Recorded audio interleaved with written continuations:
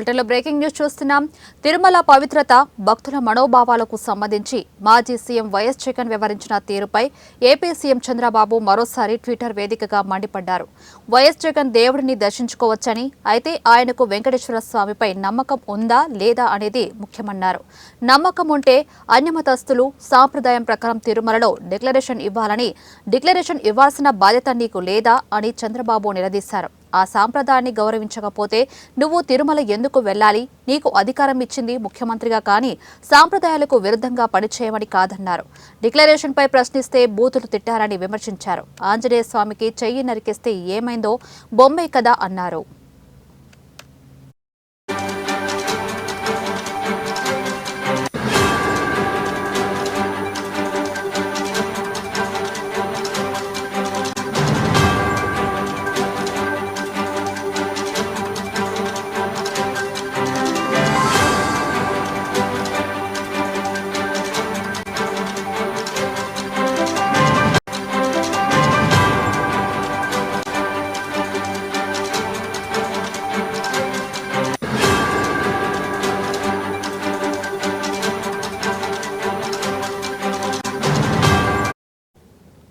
హనుమంతుడు బొమ్మ, వెంకటేశ్వర స్వామి బొమ్మ, రాముల వారి తల తీసేస్తే ఏముంది, ఇంకో విగ్రహం పెట్టుకోవచ్చు కదా అన్నారు.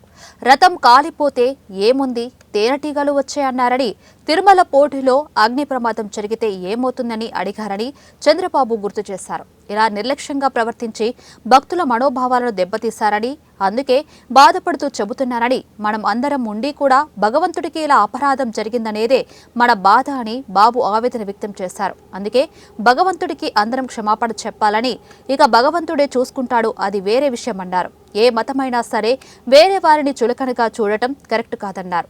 అపచారం చేసి ఆ అబద్ధాలను నిజాలుగా చేయాలని చూడటం స్వామి ద్రోహమని జగన్, వైసీపీ నేతలపై మండిపడ్డారు.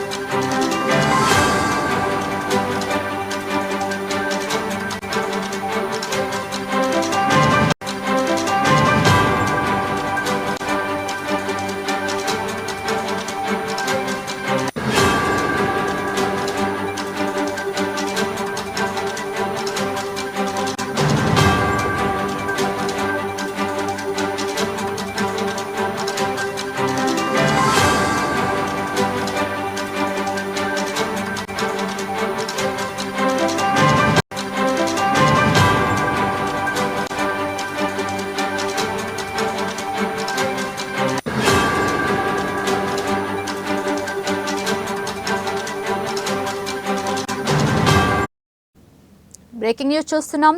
తిరుమల పవిత్రత, భక్తుల మనోభావాలకు సంబంధించి మాజీ సీఎం వైఎస్ జగన్ వివరించిన తీరుపై ఏపీ సీఎం చంద్రబాబు మరోసారి ట్విట్టర్ వేదికగా మండిపడ్డారు.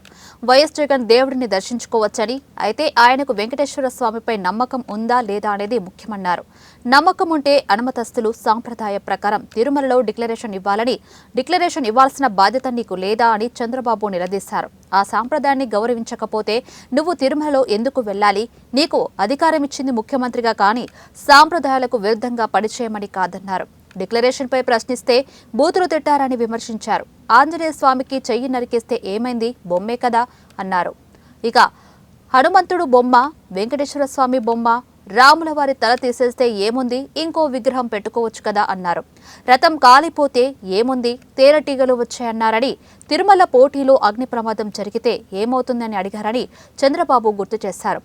ఇలా నిర్లక్ష్యంగా ప్రవర్తించి భక్తుల మనోభావాలను దెబ్బతీశారని, అందుకే బాధపడుతూ చెబుతున్నారని, మనం అందరం ఉండి కూడా భగవంతుడికి ఇలా అపరాధం జరిగిందనేదే మన బాధ అని బాబు ఆవేదన వ్యక్తం చేశారు. అందుకే భగవంతుడికి అందరం క్షమాపణ చెప్పాలని, ఇక భగవంతుడే చూసుకుంటాడు, అది వేరే విషయం అన్నారు. ఏ మతమైనా సరే వేరే వారిని చులకనగా చూడటం కరెక్ట్ కాదన్నారు. అపచారం చేసి ఆ అబద్ధాలను నిజాలుగా చేయాలని చూడటం స్వామి ద్రోహమని జగన్, వైసీపీ నేతలపై మండిపడ్డారు.